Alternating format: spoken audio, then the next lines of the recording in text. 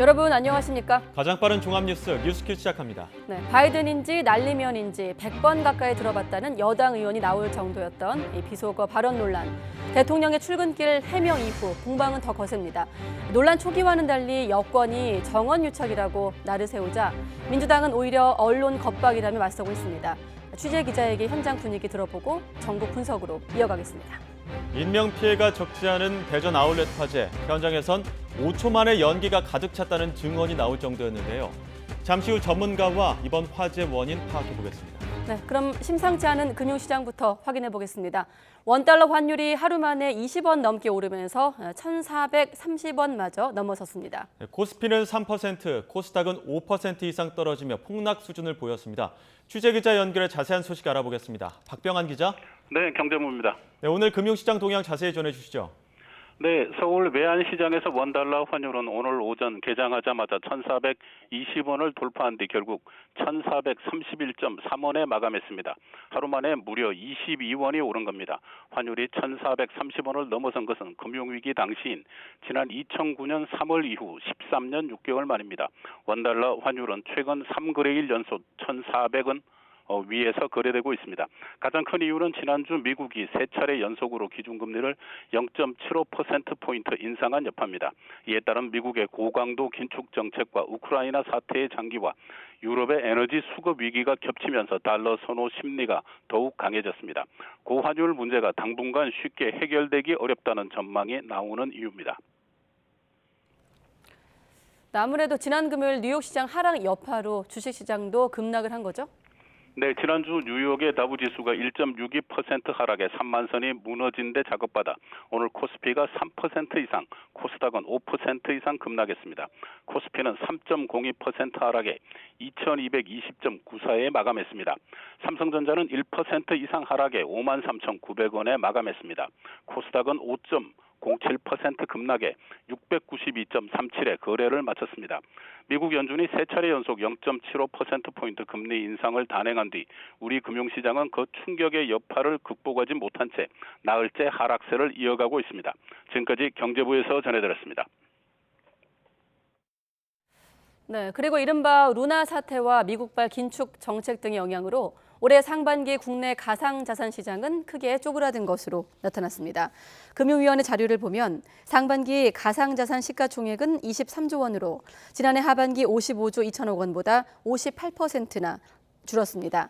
하루 평균 거래 금액 역시 5조 3천억 원으로 53% 급감했고 이에 따라 가상자산 사업자 영업이익은 62% 감소한 6천억 원으로 집계됐습니다. 인터폴이 한국산 가상화폐 루나 테라 폭락 사태를 일으킨 테라폼랩스 권도영 대표에 대해 적색 수배를 발령했습니다. 서울 남부지방검찰청은 오늘 인터폴이 권 대표 등 관계자 6명에 대한 적색 수배를 발령했다고 밝혔습니다. 앞서 검찰은 지난 19일 해외에 체류하고 있는 관계자들의 신병을 확보하기 위해 권 대표 등 6명의 체포영장을 발부받아 인터폴에 수배 공조를 요청했습니다. 네, 고물가 상황에서 주목되고 있는 생활 물가 가운데 하나가 바로 전기요금이었는데요.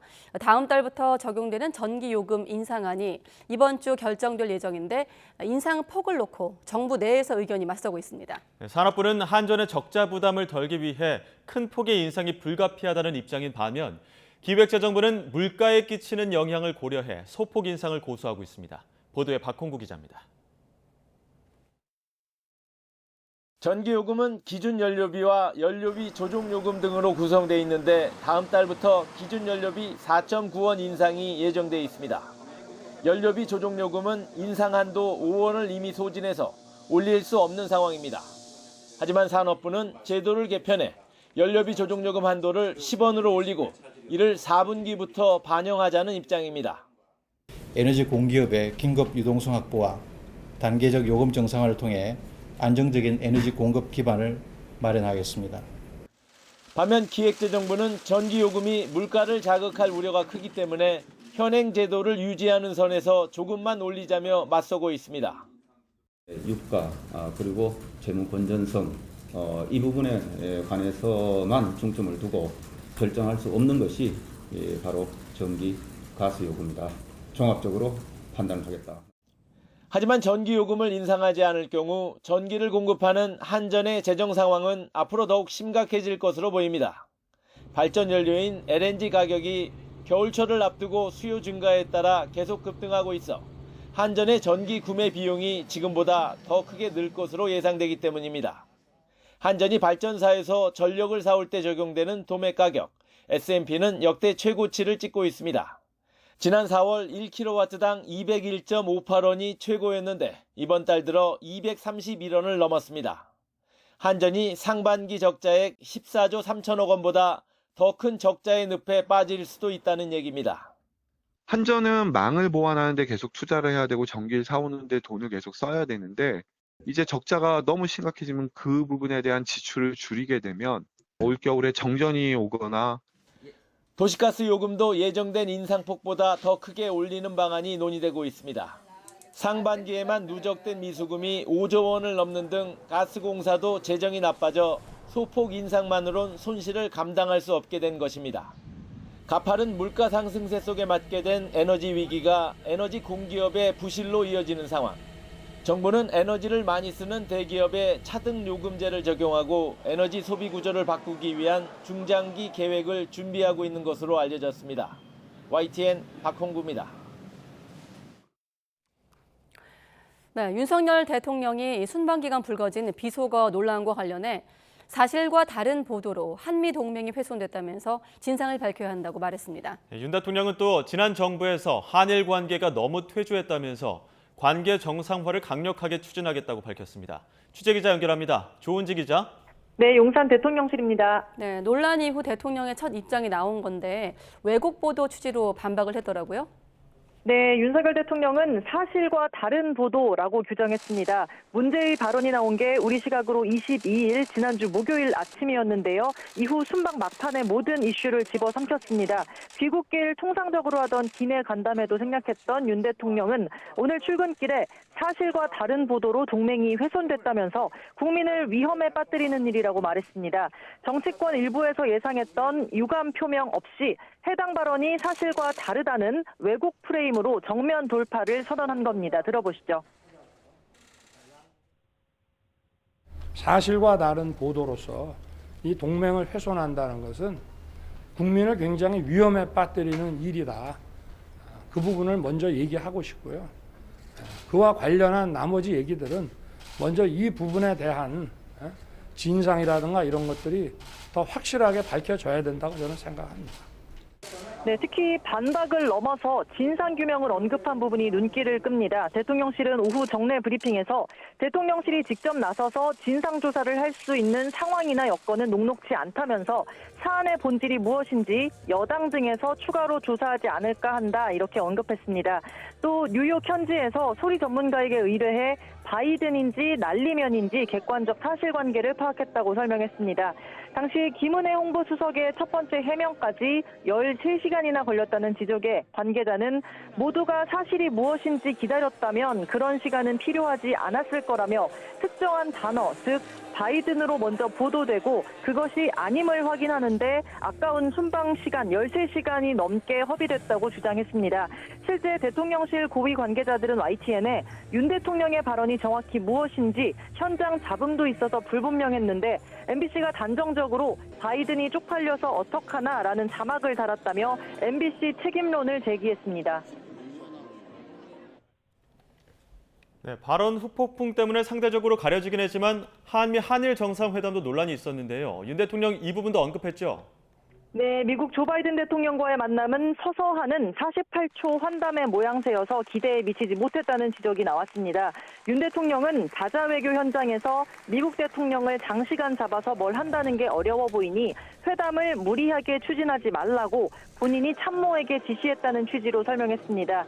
대신 장관과 NSC 차원에서 구체적으로 논의해 바이든 대통령과 최종 컨펌하기로 했다며 실제 인플레이션 감축법 IRA에 대해 바이든 대통령이 충분히 이해하고 있다는 걸 직접 확인했다고 강조했습니다. 그러면서 긍정적인 방향으로 우리 기업에만 별도의 불이익이 가지 않도록 협의해 가기로 했다고 덧붙였습니다.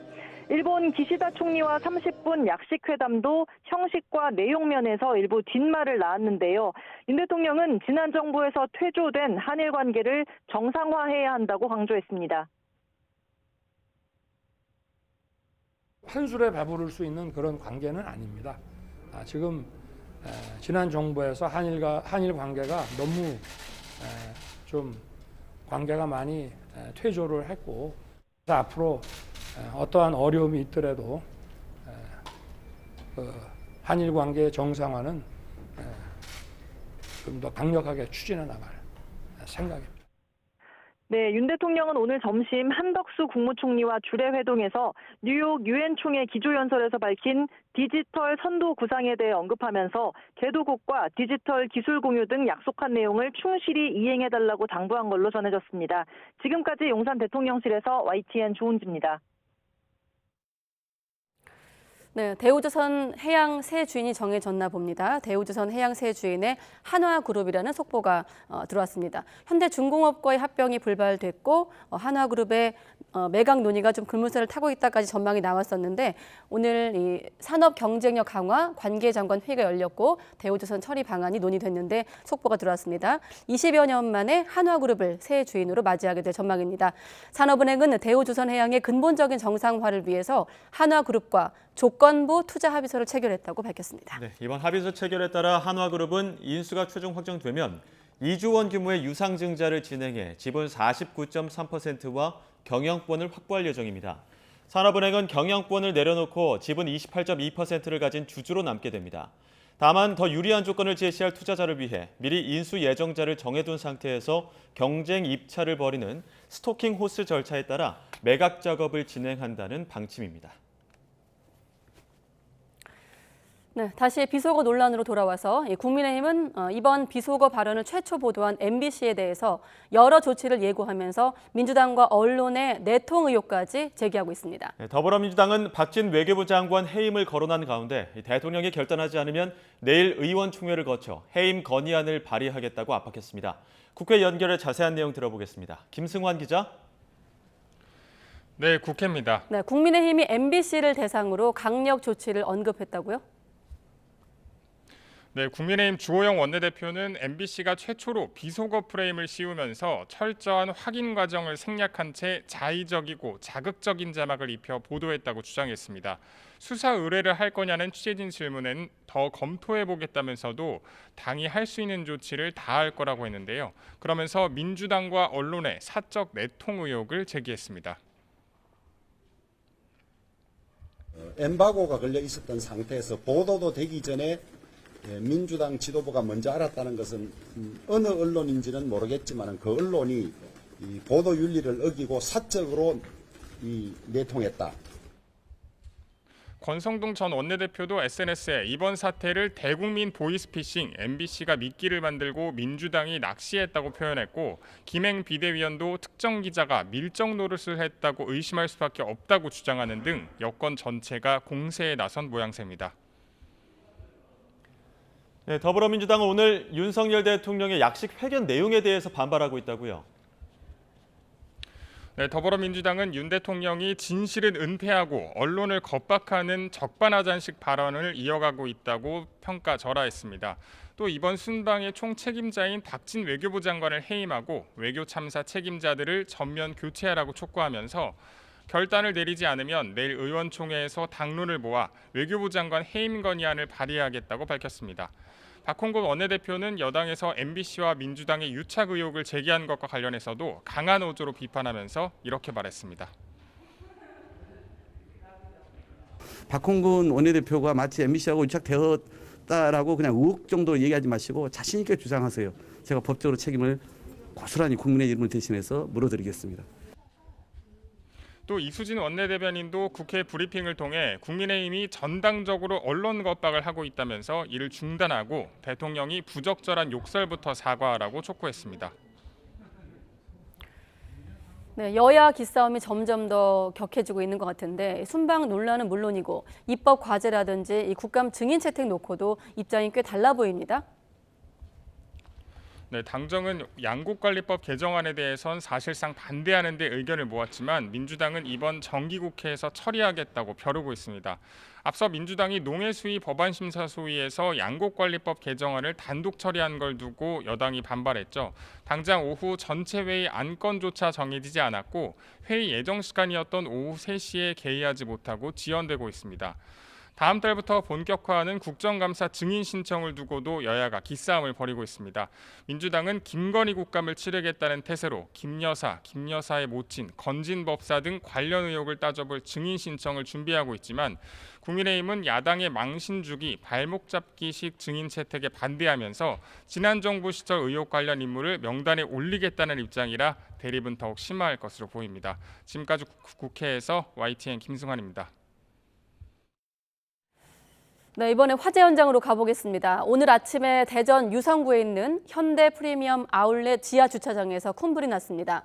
지금까지 모두 5명이 구조됐는데 이 가운데 4명은 숨졌고 1명도 중상입니다. 네, 소방당국은 화재 현장에 3명이 추가로 남아있을 것으로 추정하고 수색 작업을 이어가고 있습니다. 취재기자 연결합니다. 양동훈 기자. 네, 현대 프리미엄 아울렛 대전점에 나와 있습니다. 네, 인명피해가 많은 사고였는데 완전 진화가 됐습니까?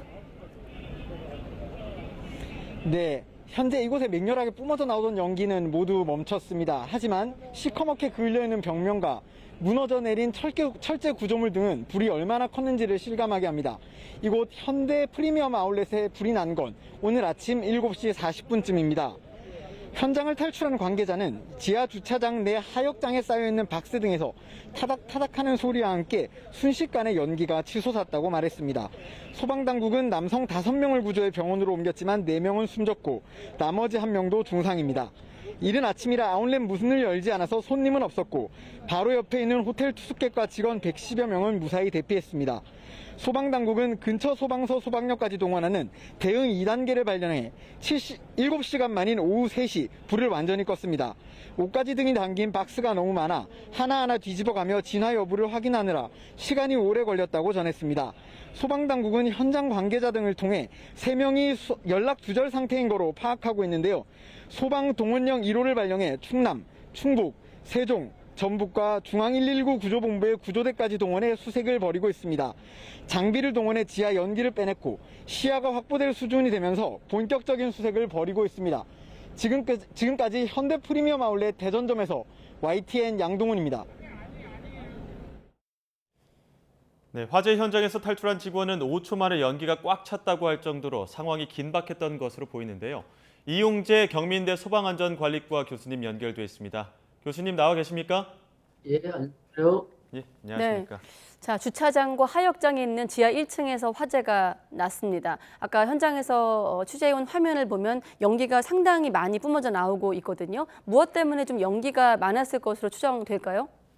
예, 그 지하 주차장에 제가 현장을 가보진 않았습니다만 네. 그 연기 나오는 모양이나 그 여러 가지 뉴스를 종합해 보면 그 지하 주차장에 가연물이라든지 하역물이라든지 이러한 거와 또 차량이 불이 붙거나 이래서 다량의 연기가 발생된 것으로 그렇게 판단하고 있습니다. 네, 진행형인 사고기 때문에 제가 좀 한 가지 여쭤보면 지금 아까 양동훈 기자가 현장에서 뭐라 그랬냐면 장비를 동원해서 지하 연기를 빼냈고 시야가 확보될 수준이 되면서라고 했거든요. 자, 지하 연기를 빼는 과정은 어떻게 좀 이루어지나요? 일반적으로? 예, 그 소방대원분들이 가지고 계시는 그 배연차라는 게 있습니다. 연기 쉽게 말하면 연기를 빼는 차량이죠. 네. 그것을 아마 지금 이용해서 그 연기가 엄청나게 차 있을 텐데 그거를 빼면서 동시에 거기 혹시 요 구조자, 다시 말해서 생존자라든지 사경을 헤매시는 분, 그분들을 대상으로 해서 탐색 구조 작업이 가장 핵심적으로 진행되고 있을 것이다. 이렇게 말씀드릴 수 있습니다. 아, 그렇군요. 지금 3분이 현장에 남아 있는 걸로 추정되고 있기 때문에 지금 이 작업이 굉장히 민감하게 이루어지고 있을 걸로 여기서 네, 여기서 그렇습니다. 지금 교수님과 말씀을 나눕니다만 이런 과정에서 좀 주의할 점이 있다면 어떤 점이 있습니까? 예, 아마 소방당국도 그렇고요. 지금 큰 불은 어느 정도 좀 잡아간 것 같고요. 네. 그 제일 중요한 부분이 지금 연락이 안 되는 분이 좀 몇 분 계신 것 같아요. 그래서 혹시라도 그 현장에 어디 고립돼 있거나 이러신 분을 탐색하고 그분을 빨리 내는 그 작업에 아마 소방력의 모든 것을 동원하고 있을 거다. 그게 맞는 거고 네. 또 그럴 것이라고 판단하고 있습니다. 네. 예, 그럼 잠시 지금 불이 난 직후에 탈출한 직원에게서 당시 상황을 들을 기회가 있었거든요. 잠시 들어보도록 하겠습니다. 네네.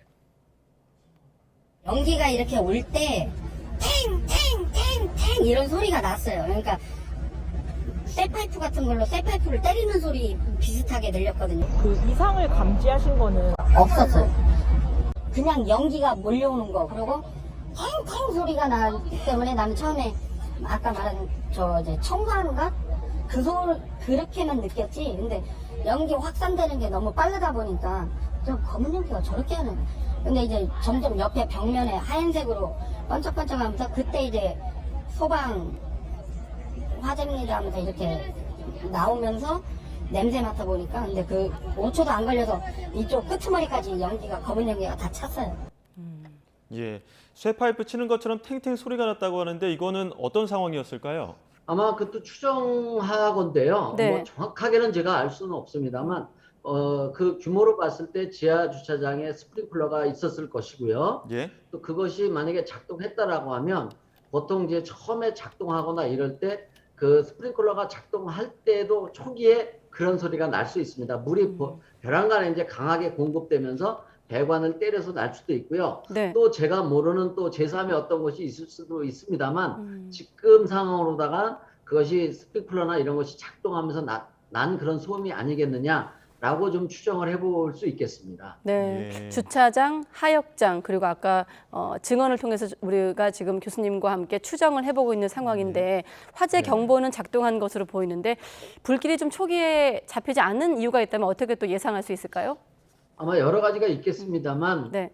이런 대형 유통시설 같은 경우에 화재 하중이 많아요. 쉽게 말하면 탈 수 있는 게 많다라는 얘기죠. 뭐 박스라든지 네. 기존에 뭐 그런 판매하고 있는 의류라든지 이런 것들이 다량이 있었고 또 그 지하 주차장에 혹시 차가 있었다라면 네. 그런 것이 불 붙는 과정에서 다량의 발열량이나 다량의 연기가 나오기 때문에 더군다나 지하라고 하는 공간이 지상보다 화재 진압하기가 근본적으로 굉장히 어렵습니다. 네. 그러다 보니까 2단계까지 발령했음에도 불구하고 화재 진압이 어려운 부분이 있을 것이다라고 그렇게 말씀드릴 수 있습니다. 아까 교수님께서 방금 전에 이런 유통 상가 같은 경우는 탈 수 있는 물질이 많다고 하셨거든요. 자, 예, 그러면 예. 일반 건물과 달리 이렇게 대형 상가 건물의 화재 예방을 위해서 조금 더 예방 차원에서 어떤 조치들을 해놓는 게 일반적입니까? 뭐 당연히 우리 소방법에서 요구하고 있는 소방시설은 당연히 네. 완벽하게 갖춰야 되는 건 당연하고요. 그다음에 그런 어떤 감지 시설이라든지 또는 그런 정상적인 어떤 하역장이 아닌 곳에 네. 여기는 어떤지는 모르겠습니다만 그 하역장이 아닌 또는 주차장이나 이런 곳에 일시적으로라도 그런 많은 가연물이 쌓이거나 놓이거나 하는 것들 이런 것들은 좀 피할 필요가 있다라는 말씀을 좀 드리고 싶습니다. 예, 지금 화재 현장에서 빠져나왔던 직원의 증언을 들어보면 5초 만에 연기가 급속도로 퍼졌다고 했거든요. 물론 네. 안에 탈 수 있는 제품들도 많았겠지만 이렇게 연기가 급속도로 확산할 수밖에 없었던 원인, 예상할 수 있는 이유가 있을까요? 이유는 여러 가지가 있겠지만요. 일단 가연물이 탈 수 있는 게 많았다라는 부분이 하나 있고요. 네. 또 이런 대형 마트에서 취급하는 그런 물품들이라든지 이런 것들이 쉽게 아주 잘 불이 붙고 다량의 연기를 발생할 수 있는 그런 물질들이 대부분이기 때문에 이렇게 빨리 확산이 될 수 있는 거라고 보여지는 거죠. 예. 네. 교수님 말씀을 조금 정리해보면 연기 형태로 볼 때 가연성 물질이 좀 많았을 것이다. 그리고 지금 시점에서는 배연차를 동원해서 연기를 빼는 작업이 중요하고 현장에 고립된 사람이 있다면 신속한 탐색과 구조가 최우선이다라는 말씀까지 들어봤는데 지금 장소로 봤을 때 주차장인 측면 또 한 가지가 하역장인 측면인데 주차장인 측면에서 한번 접근해 봤을 때는 지금 뭐 전기차 얘기도 나오고 있고 아직은 조심스럽습니다만은 어떻습니까? 주차장인 측면에서 본다면 어떤 가능성을 또 우리가 예상해 볼 수 있을까요? 물론 뭐 전기차인지 아닌지는 제가 말씀드릴 수 없는 네. 부분이고요. 가능성은 있겠지만요. 그것은 그 당시 뭐 주차 장에서 전기차를 충전하고 있었는지 없는지만 파악을 하면 그것은 명확하게 규명이 될 수 있는 부분이고요. 네. 그거 말고도 혹시 작업자들이 하역하거나 이런 관련되는 분들이 뭐 어떤 화기 뭐 담뱃불이라든지 이런 부분도 충분히 그 가능성이 있는 거고요. 네. 또는 어떤 전기적인 이유에 의해서 스파크가 켜서 불이 붙을 수도 있는 거고요. 그 아마 현장에서 지금 화재 조사가 적극적으로 이루어지고 있을 텐데요. 네. 그것은 아마 현장에서 모든 가능성, 전기차뿐만 아니라 담뱃불이라든지 전기적인 어떤 스파크에 의한 거든 네. 모든 것을 다 열어놓고 조사를 하는 것이 맞고 또 그렇게 할 것이라고 믿고 있습니다. 혹시 대형 아울렛이기 때문에 상가 같은 경우 가보신 분들은 다 알지만 주차장도 꽤 넓고 또 휴일 네, 같은 그렇습니다. 경우는 차도 굉장히 많이 차 있지 않습니까? 네네. 조금 더 화재에 취약한 측면이 있을까요? 그래서 이번 사고가 뭐 전기차에서 났는지 안 났는지 그건 네. 뭐 제가 말씀드릴 수는 없지만 아마 이런 부분이 있습니다. 네. 이런 대규모 마트도 그렇고 일반 건물도 그렇지만 지금 전기차 그 충전소에 대한 그 공포라든지 우려가 많습니다. 네. 그런 것이 지금 무분별하게 장소와 관계없이 지하든 지상이든 다량으로 이제 많이 설치가 되고 있는데 네. 이 부분에 대해서는 명확한 어떤 안전 기준, 설치 위치 이런 것들이 이번 사고, 화재 사고가 꼭 전기 사고 차에 의한 것이 아니라 하더라도 네. 그것을 한번 세밀하게 짚어보고 관련 기준을 만드는 것이 아주 중요한 시점이다 이렇게 네. 말씀드릴 수 있습니다. 그러니까 이번 사고와 꼭 직결되는 원인이 아니다 하더라도 이번 화재를 예. 계기로 다시 한번 주차장에 있는 전기차 충전소에 대한 어떤 시선 적응이 예. 필요하다. 예, 그렇습니다. 그 앞서 그 화재 현장을 탈출했던 직원은 연기가 너무 가득 차다 보니까 땅만 보고 대피했다 이런 또 증언을 했거든요. 네. 혹시 이렇게 대형 주차장에서 화재가 나서 연기가 자욱할 때 대피하려면 어떻게 해야 될까요? 물론 이제 대피는 뭐 여러 기본적인 요령은 가장 낮은 자세로 그것이 정상적인 계단이든 또는 이 지하 주차장 같은 거는 반드시 그 주차 램프가 있습니다. 차들 들어가는 통로요. 예. 그런 곳을 이용해서라도 가장 낮은 자세로 코와 입을 막고 젖은 수건이나 그 뭘로 적셔도 좋습니다. 물이 없으면 음료수 뭐 상관없습니다. 커피물 다 상관없고요. 그런 걸로 코와 입을 막아서 최대한 연기 흡입을 피하고 벽을 짚어가면서 대피하는 것이 가장 좋은 대피 요령이다. 이렇게 말씀드릴 수 있습니다. 네, 알겠습니다. 다시 한번 중요한 대목이기 때문에 다시 한번 강조하는 측면에서 질문 드리면 지금까지 4명이 사망한 것으로 파악되고 있고 1명이 중상이고 3명이 현장에 남아있는 것으로 추정되고 있습니다. 지금 이 시점에서의 어떤 수색 작업 어떻게 이루어져야 되는지 끝으로 좀 듣겠습니다. 아마 그 2단계라면 거기 투입되는 우리 그 구조대원, 소방대원분도 꽤 여러분이 있을 텐데요. 네. 정말 세심하게 또 거기가 연기가 쳐져 있다 보면요.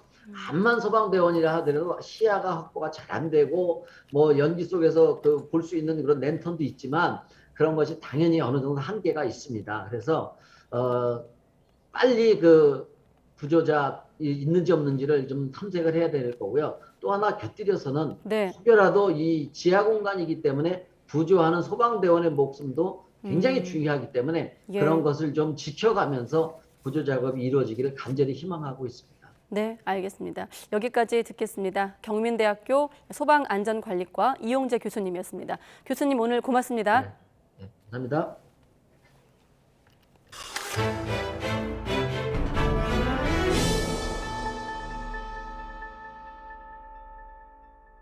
경찰이 국토부 등과 함께 전세 사기 전담 수사본부를 꾸려 집중 단속에 나선 지 2달 만에 오늘 중간 수사 결과를 발표했습니다. 2달간 적발된 사례만 160여 건, 붙잡은 전세 사기범은 300명이 훌쩍 넘었습니다. 취재기자 연결해 자세한 내용 알아보겠습니다. 안동준 기자. 네, 사회일부입니다. 네, 오늘 중간 집계 결과가 발표된 거죠? 네, 경찰은 지난 7월 25일부터 특별 단속에 나섰는데 우선 그제까지 2달 동안 성과를 오늘 발표했습니다. 국토부 등과 합동 단속을 벌인 결과 무자본 갭 투자나 허위 보험 가로채기 같은 전세 사기 사례 163건을 적발했는데요. 사기에 연루돼 붙잡힌 사람이 348명이고 이 가운데 34명이 구속됐습니다. 지난해 같은 기간과 비교하면 붙잡힌 사람이 무려 5배 넘게 늘었습니다.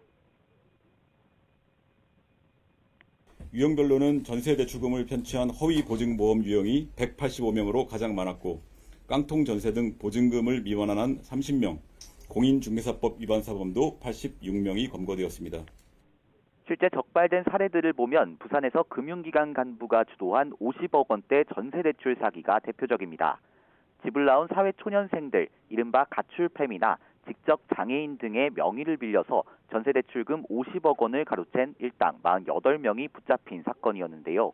서울 마포 지역에선 SNS를 통해 임대인과 임차인을 모집해 가짜 임대차 계약서를 작성한 뒤 전세대출금 1억 원을 받아 빼돌린 일당이 검거되기도 했습니다. 이른바 깡통 전세 같은 보증금 위반한 사례나 자본금 없이 임대사업을 벌이며 보증금이나 대출금을 빼돌린 이른바 무자본 갭투자 일당도 잇따라 적발됐습니다.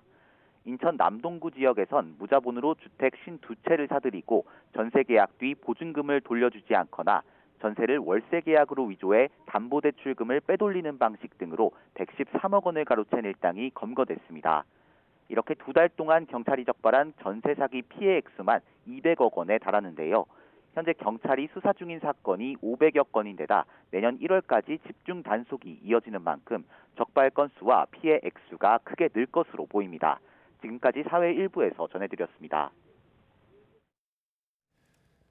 해경과 경찰이 이달 초 갯벌에서 발견된 남성의 시신이 지난달 가양역 주변에서 실종된 남성과 같은 인물인지 조사하고 있습니다.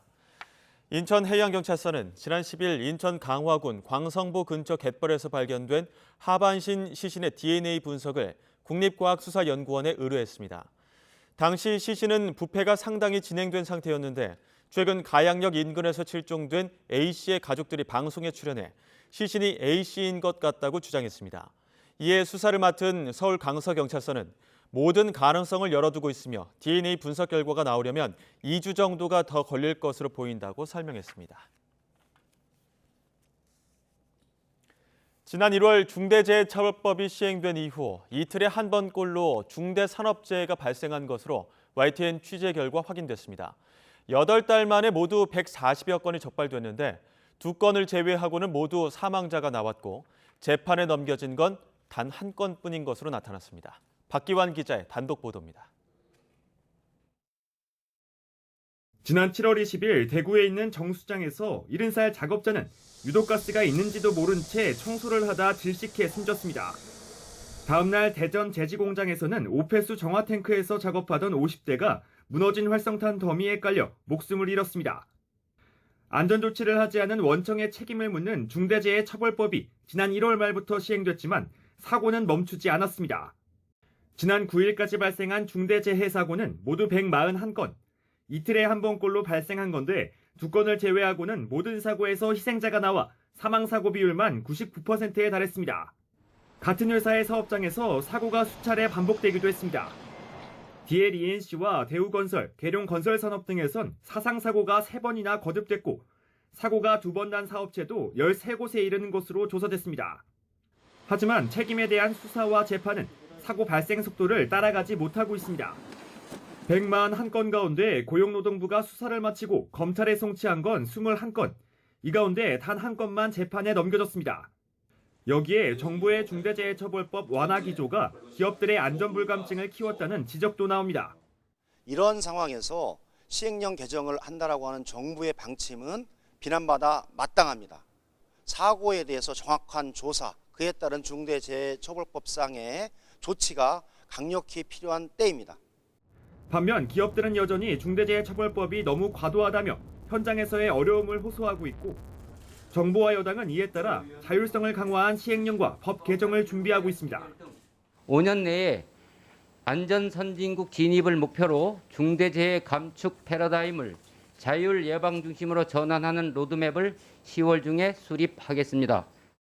중대재해처벌법 취지를 살려야 한다는 야당과 기업들의 어려움도 살펴야 한다는 정부 여당이 팽팽하게 맞서면서 환경노동위원회 국정감사는 또 한 번 격돌이 예상됩니다. YTN 박견입니다. 네, 5.18 민주화운동 당시 계엄군에 의해서 시민들이 안매장됐다는 의혹이 있었지만 실제로 확인된 적은 없었는데요.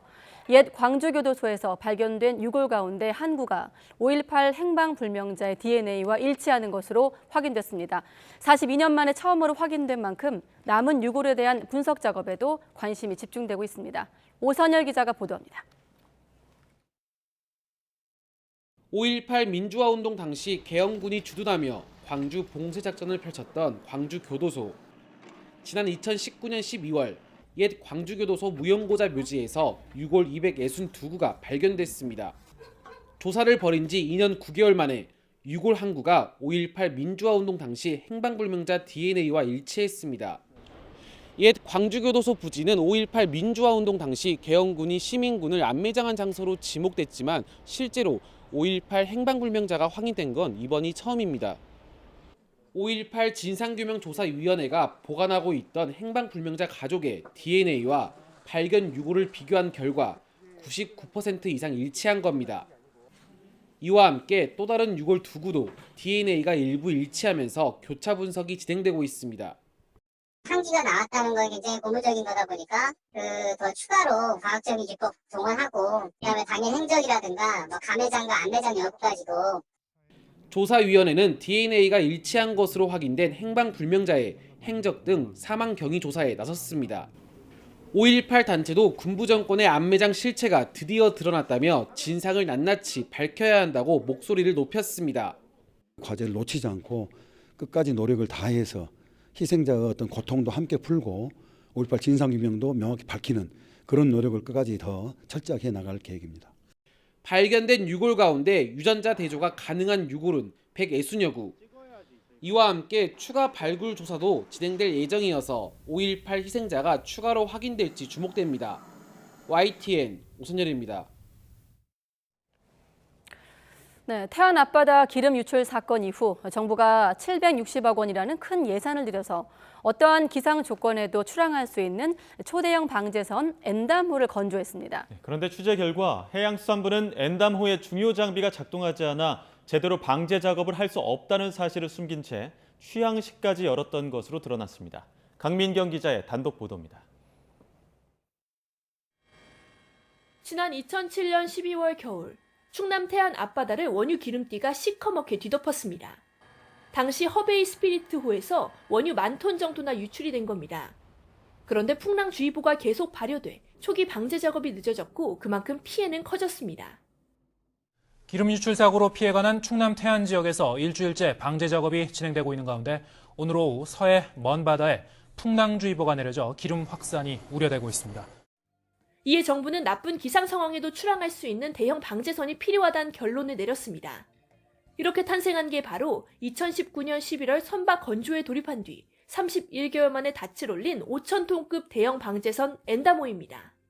예산 760억 원을 들인 해양수산부의 야심찬 결과물로 지난 7월 20일 전남 여수에서 화려한 취항식을 열었습니다. 2022년 대한민국 최초의 5,000톤급 다목적 대형 방제선 엔다모가 국민의 바다를 지키는 전천후 해양재난 대응 선박으로 역사적인 출항을 시작합니다.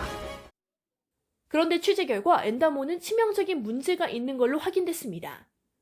방제선의 필수 장비인 오일 펜스가 고치지 못할 정도로 불량이란 점입니다. 오일 펜스는 당연히 바다 위로 떠야 하는데 엔다모의 오일 펜스는 바다 밑으로 가라앉습니다. 오일 펜스는 초기 유출된 기름 확산을 막는 장치로 작동하지 않으면 제대로 된 방제 작업을 벌일 수 없습니다. 오일 펜스를 설치해 오염의 확산을 방지하는 기능으로 특히 나쁜 기상 환경에서도 대규모 오염 사고에 신속히 대응합니다. 이와 관련해서 해양환경공단은 지난 5월 말에 시운전 때 오일펜스의 하자를 처음 발견했고 제조사가 수리까지 했지만 정상 작동이 불가능하다는 판정을 받았다며 문제점을 인정했습니다. 760억 원의 막대한 예산을 들인 대형 방제선이 제 기능을 못한다는 점은 물론 이를 숨기고 취항식까지 한 건 분명한 문제입니다. 핵심 장비인 오일펜스가 작동되지 않는 그런 상태에서 출항식을 강행했습니다. 취항식 이후에 기름 사고가 터진다면 이 엔다모는 방제선으로서 역할을 충분히 해낼 수 없는 상태였습니다. 해양환경공단 측은 오일펜스의 문제는 인정했지만 선박 자체의 문제가 아니라서 취항식을 진행했다고 해명했습니다. 또한 올해 안에 새 오일펜스를 달 예정이라고 덧붙였습니다. 그런데 엔다모는 오일펜스 외에도 페인트 일부가 벗겨지는 등 여러 크고 작은 문제들이 드러나서 보수 작업이 별도로 진행되고 있습니다. YTN 강민경입니다. 외국인 전용 노래방과 클럽에서 이른바 마약 파티를 벌인 외국인들이 무더기로 경찰과 출입국 당국에 적발됐습니다. 부산경찰청과 부산출입국 외국인청은 합동 단속에서 마약류를 유통하거나 투약한 외국인 35명과 불법 체류 외국인 37명을 포함해서 72명을 적발하고 공급망을 추적하고 있습니다. 베트남 국적의 마약류 유통책들은 SNS로 파티 참가자들을 모집하고 노래방과 클럽에서 참석자들에게 엑스터시와 케타민, 액상 대마 등을 판매한 것으로 나타났습니다. 지난 7일 경기 고양시 아파트 엘리베이터에서 10대 여학생을 흉기로 위협해 납치하려 한 40대 남성에게 경찰이 구속영장을 다시 신청했습니다. 앞서 범행 직후 피의자 A씨에 대해 구속영장이 청구됐지만 법원은 도망치거나 또다시 피해자를 위협하고 해칠 우려가 없다는 이유로 영장을 발부하지 않았습니다. 이에 경찰은 체포 당시 확보한 피의자 휴대전화를 분석해 불법 촬영물을 찍거나 소지하고 아동 성착취물을 보관하고 있던 사실을 확인하고 다시 구속영장을 신청했습니다. 경남 진주에서 발생한 스토킹 사건의 피의자에 대한 구속영장을 법원이 기각하자 여성단체 반발이 커지고 있습니다. 경찰은 긴급 점검 계획을 밝혔고 정부와 국회에서도 대책 마련에 나섰는데 실질적인 대책이 나올지 관심이 모아집니다. 박종혁 기자가 보도합니다. 밤늦은 시각 가스배관을 타고 여자친구 집에 침입한 뒤 폭행해 현장에서 붙잡힌 20대 남성 A씨. 법원은 A씨에 대한 구속영장을 기각했습니다. 증거인멸과 도주 우려가 없고 범죄의 경중과 재범 위험 등을 고려해도 구속 필요성이 없다는 이유입니다. 경찰은 2차 범죄를 우려해 A씨를 유치장 등에 한 달간 감금할 수 있는 잠정 조치 4호도 추가 신청했지만 이 역시 법원이 기각했습니다. 피해자는 현재 임시 거주지로 옮겼고 경찰의 신변 보호를 받고 있습니다. 피해자한테 스마트워치 지급한 거하고 피해자가 모르는 주거지로 지금 이동이 돼 있거든요. 퇴근할 때도 우리가 그 신변 보호를 해주고 있고 그래. 경남 지역 여성단체들은 반발하고 나섰습니다. 여성단체는 법원이 이번 사건에서 재범의 위험성과 피해자 등에 대한 위해 우려를 충분히 고려하지 않았다고 비판했습니다.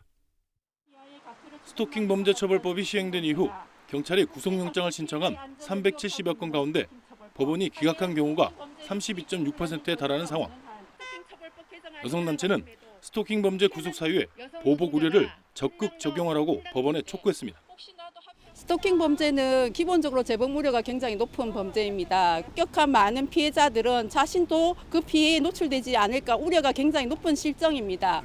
근데 그런 피해자의 안전에 대한 위협에 대한 것을 전혀 고려하지 않고 이런 가운데 경찰은 스토킹 처벌법 시행 이후 발생한 사건 전체를 다시 살펴보기로 했습니다. 피해자를 보호할 수 있는 신속한 방안을 마련하고 스토킹 범죄의 반의사 불벌죄 폐지도 추진한다는 겁니다. 이미 정부와 국회에서도 법 개정과 처벌 강화 등을 놓고 회의를 여는 등 재발 방지를 위한 움직임이 진행되고 있습니다. YTN 박종혁입니다. 한 초등학교에서 있었던 교권 침해 사건 이후 지역교육청이 오히려 피해 교사에 대한 징계 절차에 착수했습니다. 학교 폭력과 관련된 민감한 정보를 외부에 유출했다는 게 주된 이유인데 이에 맞서 교권을 지키자는 온라인 서명 운동까지 벌어지고 있습니다. 김민성 기자의 보도입니다. 앉아있는 동급생에게 화를 내려는 학생을 교사들이 달래 돌려보냅니다. 다른 날, 이 학생이 주변에 손가락 욕을 하며 으름장을 놓는 모습도 촬영됐습니다. 교사가 칠판에 쓴 글에다 욕설을 포함한 낙서도 했습니다. 전북 익산의 한 초등학교에서 이런 교권 침해 사건이 벌어진 건 지난 5월. 교사가 자신의 경험을 온라인으로 공론화한 뒤 학생도 심리 치료를 받는 등 상황이 일단락되는 듯 보였지만 그게 끝이 아니었습니다. 가해 학생을 특정할 수도 있는 민감한 정보를 누설했다는 이유 등으로 전북교육청이 익산교육지원청에 피해 교사에 대한 경징계 의견을 통보한 겁니다. 문제 해결을 위해서 노력하는 것은 인정하겠지만 이 정도로 공론화했을 때에는 징계 정도는 감수해라라는 메시지를 전달하는 것 같아서 이제 학교에 있는 현장에 있는 선생님들이 더 이상 문제 제기를 하지 못하지 않을까. 교원단체도 이에 반발하고 나섰습니다. 전국에 있는 교원들에게 경징계 취소 촉구 서명 운동을 시작했는데 사흘 만에 서명자가 10,000명을 넘어섰습니다. 감사 주체인 전북교육청 측은 아직 징계가 최종 확정되지 않은 사안이라 따로 밝힐 입장은 없다고 했습니다. 감사 결과를 통보받은 교사는 재심의를 요구하겠다는 입장이어서 징계의 적절성을 둘러싼 갑론을박은 한동안 계속될 전망입니다. YTN 김민성입니다. 사립대학들이 적립금으로 금융상품에 투자했다가 183억 원의 손실을 본 것으로 드러났습니다. 원금의 96% 손실을 기록한 곳까지 있는데 대학 투자에 안전장치가 필요하다는 지적입니다. 김현아 기자가 보도합니다. 코스피 3,316, 역대 최고점을 기록하며 화랑장을 보낸 지난해. 사립대들의 수익률은 처참했습니다. 대학은 적립금의 최대 50%까지 주식과 채권 등 금융상품에 투자할 수 있는데 적립금으로 투자한 사립대 42곳 가운데 25곳, 60% 가까이가 총 270억 원의 손실을 본 겁니다. 전체 42곳 대학의 손익을 다 합쳐도 183억 원의 손실을 기록했습니다.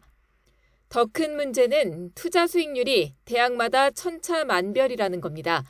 전체 수익률로는 2019년부터 2021년까지 변동성이 크다고 보기 어려운 상황에서 영남대는 원금의 96.5%를 까먹었고 경남대는 64.5%, 경동대도 53%나 손해봤습니다. 손실률 4위 대학과도 상당한 차이입니다. 또 투자액이 큰 대학의 수익률이 더 낮아서 100억 원 이상 투자한 대학 가운데 손해를 본 곳의 비율이 전체보다 10%포인트 가까이 많았습니다. 적립식 투자는 비교적 안전하고 투자 수익으로 등록금 의존율을 낮출 수 있기에 해외에서도 많은 대학이 투자를 병행하고 있기는 합니다. 하지만 원금의 절반 이상을 날릴 정도로 위험한 투자를 견제하지 못하면 학생들의 피해는 커질 수밖에 없습니다. YTN 김연아입니다. 코로나19 신규 환자가 14,000명대를 기록하며 감소세를 이어갔습니다. 오늘부터 실외 마스크 착용 의무도 완전히 해제됐습니다. 취재기자 연결합니다. 최명신 기자. 네, 최명신입니다. 네, 신규 확진자는 크게 줄었죠? 네, 오늘 0시 기준 코로나19 신규 환자는 14,169명입니다. 어제보다 11,000여 명, 일주일 전보단 5,000명 이상 줄었습니다. 지난 7월 11일 이후 11주 만에 최저 수치입니다.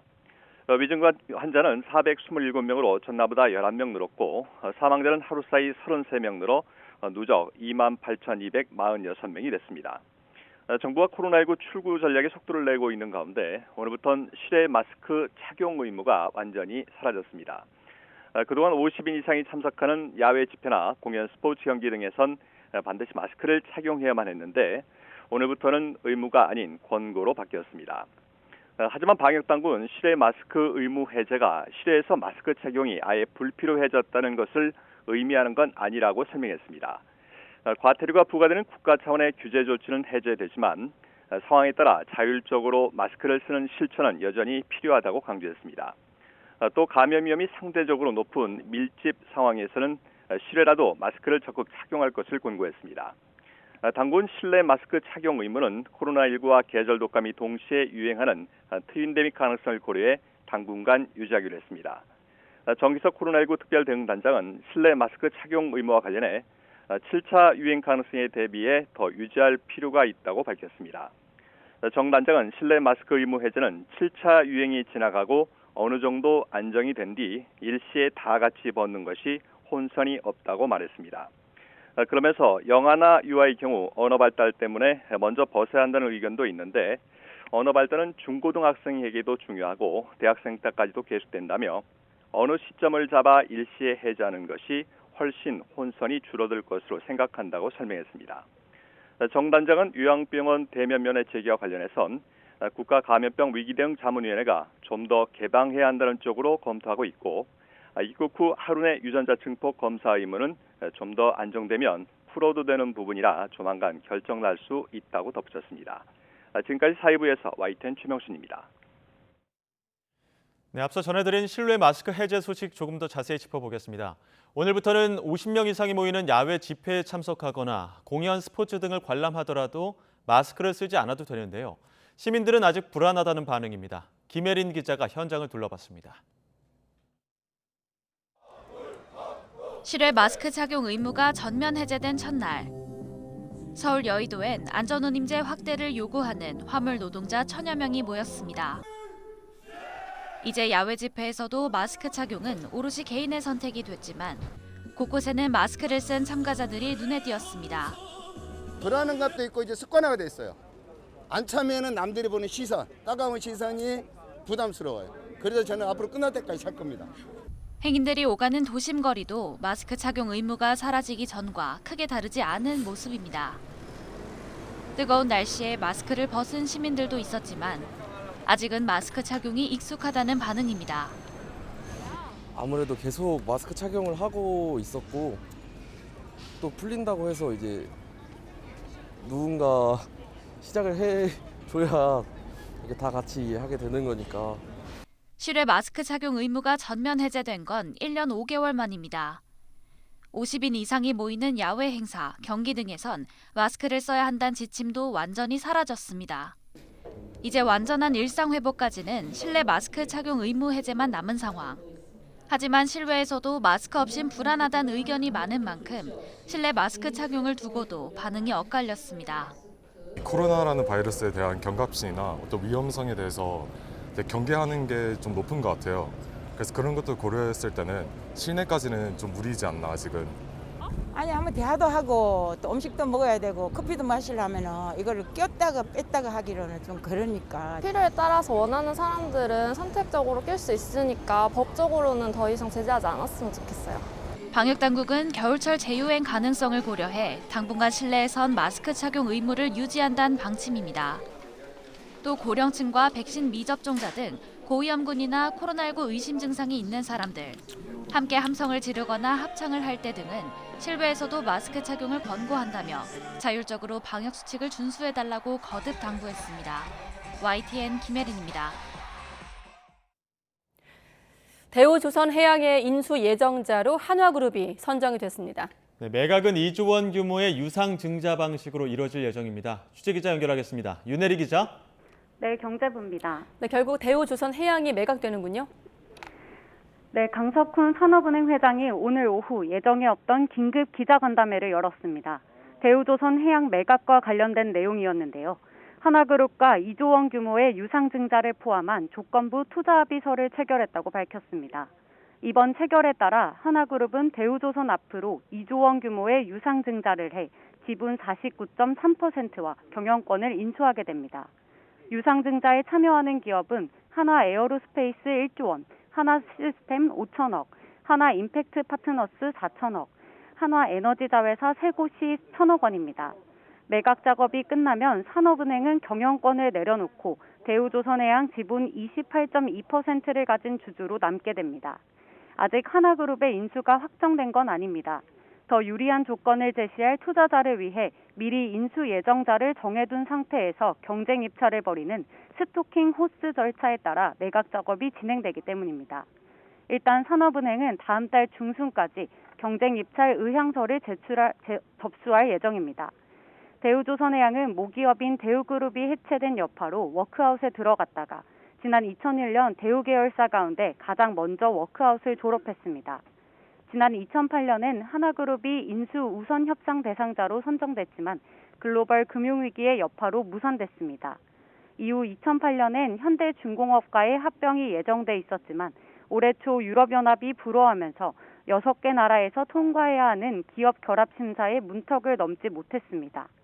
하나그룹이 제수에 성공하면 대우조선해양은 21년 만에 새 주인을 맞이하게 되는 겁니다.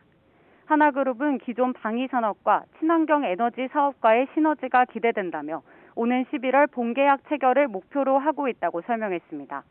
지금까지 경제부에서 YTN 윤혜리입니다. 미 해군의 핵추진 항공모함을 포함해 한미 해군 함정 20여 척이 오늘부터 나흘간 동해에서 연합훈련에 들어갔습니다. 한국 해군은 이지스 구축함 서해 류성룡함, 구축함 문무대왕함 등을 투입하고 미 해군에선 핵항모 로널드 레이건함과 순양함 챈슬러스빌함, 이지스 구축함 베리함 등이 참가합니다. 이 한국 해군은 대특수전 부대작전 훈련을 비롯해 다양한 해상 훈련을 실시해 북한 도발에 대비한 연합작전 수행 능력과 상호 운용성을 높일 계획입니다. 네, 북한과 중국을 오가는 화물 열차 운행이 재개됐습니다. 네, 지난 4월 중국 단둥 지역 코로나19 확산으로 철로가 끊긴 지 150일 만입니다. 베이징 연결해 자세한 내용 들어보겠습니다. 강정규 특파원. 네, 베이징입니다. 네, 북중 화물 열차 중국 단둥에서 먼저 출발한 거죠? 네, 보통은 신의주에서 빈 열차가 들어간 뒤 물자를 싣고 나가는데 이번엔 정반대였습니다. 현지 소식통들은 지난 4월 말 중국 단둥에 코로나19 봉쇄 조치가 내려지면서 반출되지 못했던 화물이 이제야 넘어간 거라고 전했습니다. 무려 150일 만인데요. 단둥 봉쇄가 풀린 뒤에는 북한에서 코로나19가 재확산하면서 재개가 늦춰졌습니다. 지난 8월 북한이 방역 비상전에서 승리를 선포한 뒤 중국 측과 화물열차 운송 재개를 꾸준히 협의해온 걸로 전해졌습니다. 중국 외교부도 방금 전 브리핑에서 열차 운행 재개 사실을 확인했는데요. 북중 화물열차는 오늘부터 하루에 한두 번씩 정기 운행이 이뤄질 전망입니다. 어떤 물건이 오가는지는 중국 해관 통계가 나와 봐야 윤곽이 잡힐 걸로 보입니다. 다만 밀가루나 식용유 같은 식료품과 의약품 등이 실린 걸로 전해졌습니다. 특히 건축자재 수출 비중이 높다고 하는데요.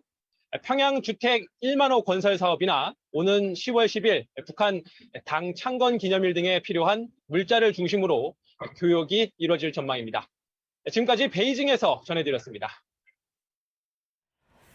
러시아가 우크라이나 점령지 4곳에서 강압적 영토 편입 주민투표를 밀어붙이는 가운데 일부 지역에선 90%가 넘는 찬성표가 나오고 있습니다. 하지만 러시아 국내에선 부분 동원령에 반대하는 시위가 계속되고 있고 해외 탈출 행렬도 이어지고 있습니다. 보도에 이상순 기자입니다. 러시아가 점령한 우크라이나 동부 도네츠크는 일요일에도 영토 편입 주민투표가 진행됐습니다. Суммарно за 2 дня явка составила по территории Донецкой Народной Республики 55,5%. Сегодня за 2 дня проголосовали 858 681 человек, и это только в Донецкой Народной Республике. 주민투표는 동부 도네츠크와 루안스크 인민공화국, 남부의 자포리자와 헤르손 등 4곳에서 진행되고 있습니다. 결과는 압도적 찬성이 예상되고 있습니다. 비밀 투표 등 기본 원칙도 안 지켜지는 데다 피난을 가지 않은 투표 참가자 상당수가 친러시아계일 가능성이 높기 때문입니다. Это нам всем надо. Для того, чтобы мир был у нас, чтобы этой нечисти не было, которая нас тут унижали, убивали, разрушали. То, что разрушали, это вообще слов нет, не может быть. 실제로 자포리자는 투표 첫날인 23일 500명을 상대로 한 출구조사에서 93%가 러시아 영토 편입을 찬성했다고 러시아 관영 타스통신이 보도했습니다. 이에 따라 27일 주민투표가 끝나면 러시아는 오는 30일 우크라이나 점령지에 대한 합병 승인을 발표할 것으로 보입니다. 순조로운 영토 편입 주민투표와 달리 동원령에 따른 러시아 내부 동요는 계속되고 있습니다. 시위가 전국으로 확산하며 시위 참가자 700여 명이 체포된 것으로 전해졌습니다.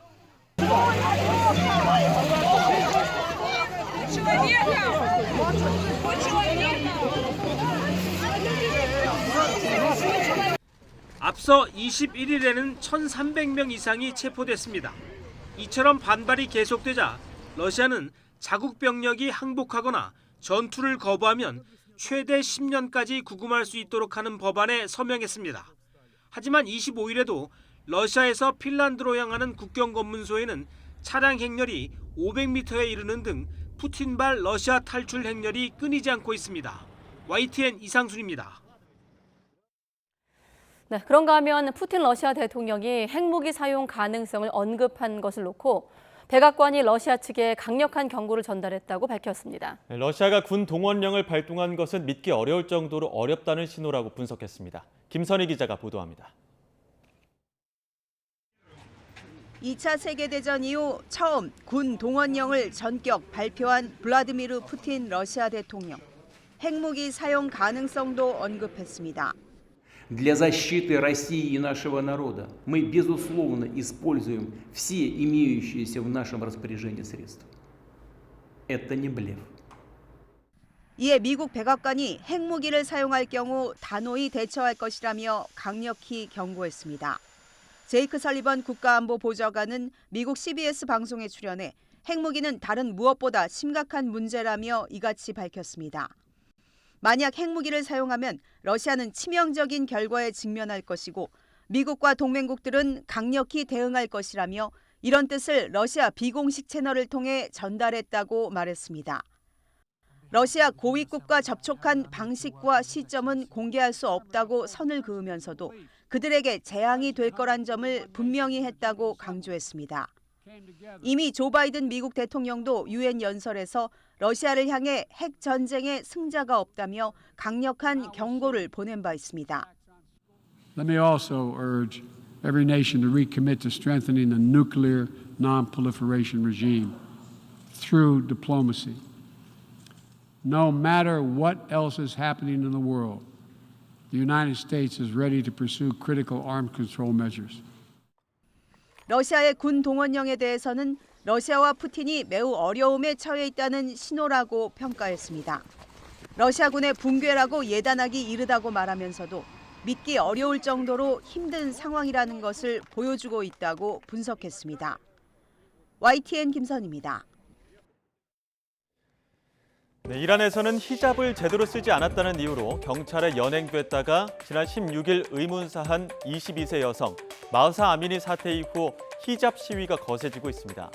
이란 경찰은 아미니의 사인이 심장마비라고 발표했지만 유엔 조사 결과 경찰이 휘두른 둔기에 맞아 숨진 것으로 드러났기 때문인데요. 분노한 이란 여성들은 억압의 상징이라며 히잡을 벗어던지거나 아예 불태우고 머리카락을 직접 자르는 등 시위를 이어갔습니다. 특히 이번엔 남성들까지 가세하면서 시위가 이란 전역 80여 개 지역으로 일파만파 퍼졌는데요. 이에 대한 이란 당국의 강경 대응으로 지금까지 청소년 포함 최소 40명 이상 숨지고 1000여 명이 체포된 것으로 알려졌습니다. 이번 사태는 이미 오래전부터 쌓여왔던 히잡 강제 착용에 대한 불만이 결국 폭발한 것으로 풀이됩니다. 이란은 1979년 이슬람 혁명으로 보수 정권이 들어선 이후 여성의 히잡 착용을 의무화하는 이른바 히잡법을 제정했는데요. 국적과 종교 불문, 만 9세 이상 모든 여성은 공공장소에서 히잡을 착용해야 하고 여성들의 대외 활동도 제한됐습니다. 반달이 커질 때마다 채찍형을 내리는 법안을 통과시키고 최대 60일까지 구금할 수 있도록 하기도 했죠. 심지어 이란 여성들의 복장을 단속하기 위해 이른바 도덕 경찰이라고 불리는 지도 순찰대도 설립합니다. 이슬람 율법에 걸맞은 차림새인지 감시하는 임무인데 지나가는 여성의 머리카락이 너무 많이 보이지는 않는지, 옷은 딱 붙지 않는지, 화장이 짙은 건 아닌지 검사하고 게다가 여성이 신고 있던 장화가 남자들이 보기에 너무 야할 수 있다며 체포하는 경우도 있어 과잉 대응 논란은 끊이지 않았습니다.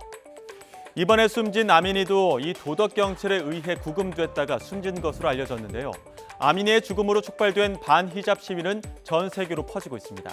그리스 아테네부터 튀르키예 이스탄불 거리, 유엔 총회가 열린 미국 뉴욕 본부와 보스턴을 포함해 우리나라 강남 테헤란로에서도 이란의 자유를 외치는 항의 집회가 열렸습니다.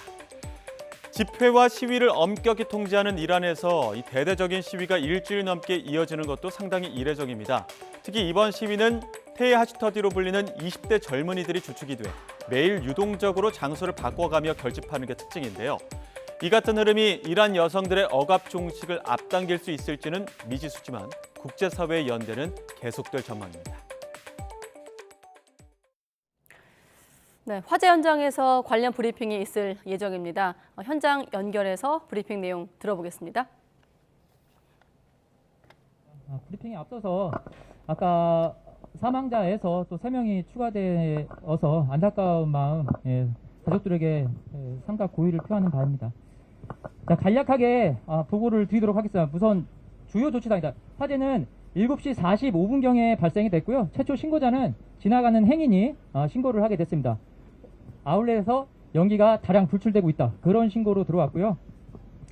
7시 52분에 여기서 가장 가까운 특구단에서 출동을 하면서 연기의 양을 보고 바로 현장 대응 1단계를 요구를 했습니다. 그래서 바로 현장 대응 1단계가 발령이 됐고, 그리고 지휘팀이 오면서 7시 58분경에 현장 대응 2단계, 대전에 있는 우리 소방 전 차량이 출동하는 대응 2단계를 발령을 했습니다.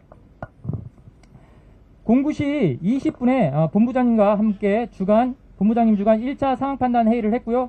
10시 34분에 소방청장 주간 상황판단 회의를 하면서 그 구조를 어떻게 할 것인지 거기에 대한 작전을 회의를 통해서 했습니다. 그리고 13시 10분에 초진 완료가 됐고요. 15시 2분에 완진이 됐습니다.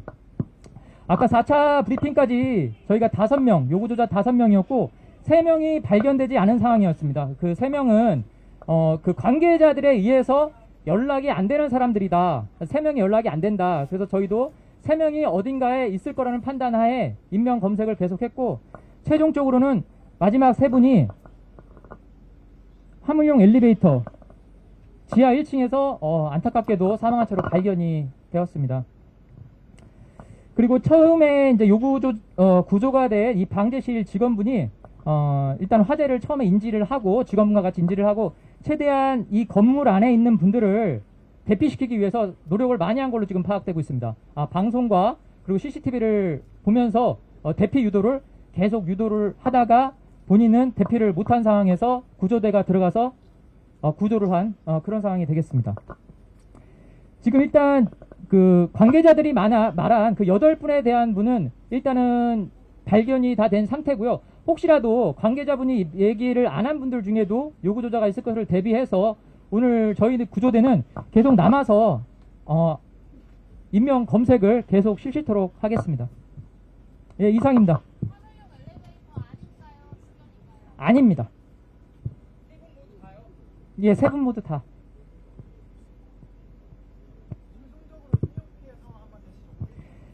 자, 인명 피해는 최종 8분이 되겠습니다. 8분. 그래서 그 중에 사망 7명, 그리고 부상 1명.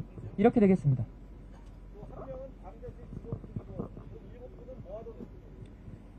여기서 또한 방제실 직원분도 있고요. 또 거기서 예, 있습니다. 있고 또 환경 미화 쪽으로 일하시는 분도 있고 또 아마 정확히 파악은 안 됐지만 용역으로도 일하시는 분도 있는 걸로 지금 생각이 됩니다.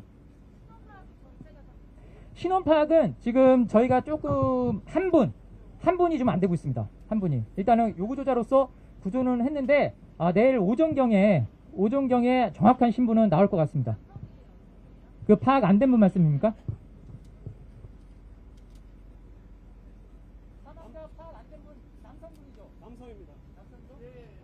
예, 남성입니다. 그 부분은 이따가 의료소장님이 다시 한번 브리핑하도록 하겠습니다. 그 환자 관계 사항은 예.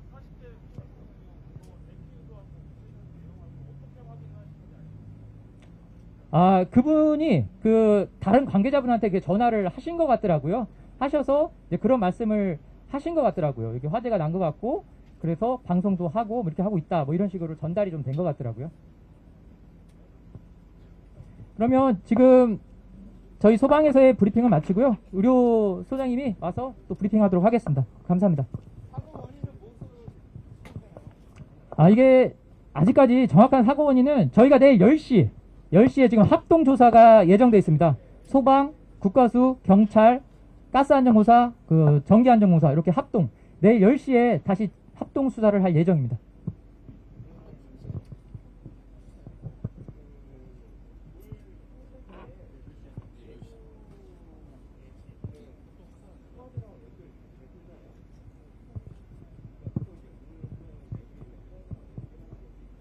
예.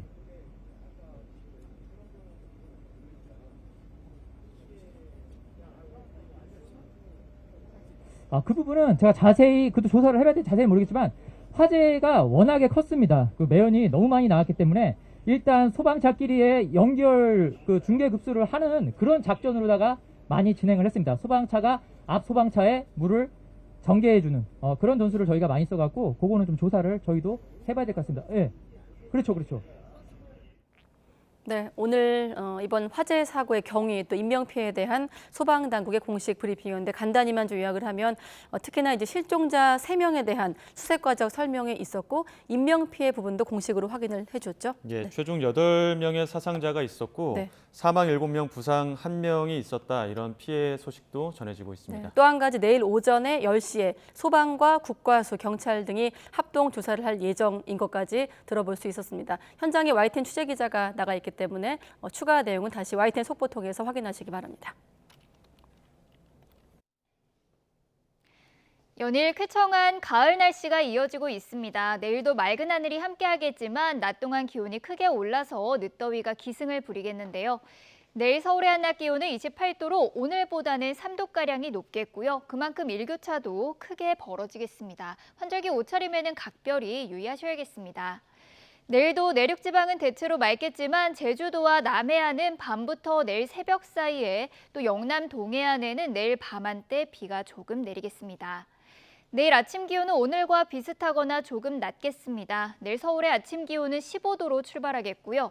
이 낮 기온은 오늘보다 1도에서 5도가량이 높겠습니다. 내일 서울의 한낮 기온은 28도, 대전과 대구는 27도, 창원은 26도, 부산도 26도 선을 보이겠습니다. 당분간은 맑은 날씨가 이어지며 대기는 점차 건조해지겠고요. 낮 동안 예년보다 더운 날씨가 이어지겠습니다. 지금까지 날씨 정보였습니다. 네, 가장 빠른 종합뉴스 뉴스큐 마치겠습니다. 이어서 이브닝 뉴스가 방송됩니다. 시청해주신 여러분 고맙습니다.